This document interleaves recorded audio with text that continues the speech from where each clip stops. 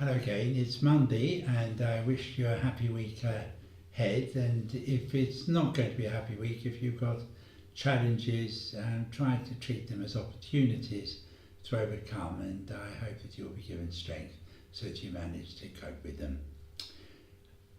Two stories today about looking up.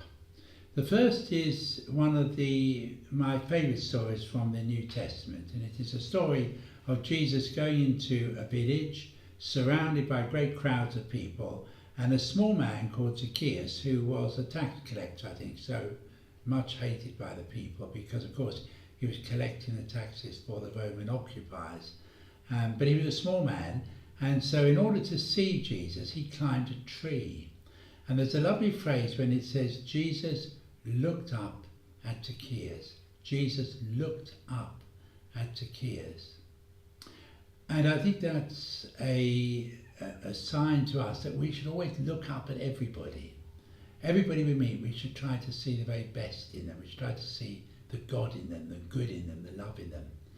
And I think it's very good, with children that you get down on the floor to play with children so that you're at the same level as them. Otherwise, you're a long way away at the top of long legs. That's why children always draw people with very long, spindly legs and little people at the top, because that's what the world looks like to them. So get down, look up at them. And if you're visiting in hospitals, I did for 30 years, when you sit by a bed, you always try to sit in a position so you're looking up at the patient in the bed.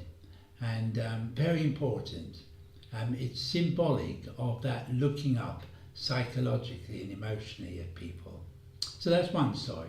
The second story is a personal story. Many years ago, I was in Sheffield and I had a friend came for the day, and as we were walking through the centre of Sheffield, she said, David, look up. And when I looked up, I saw that you could see how the buildings fitted in with each other.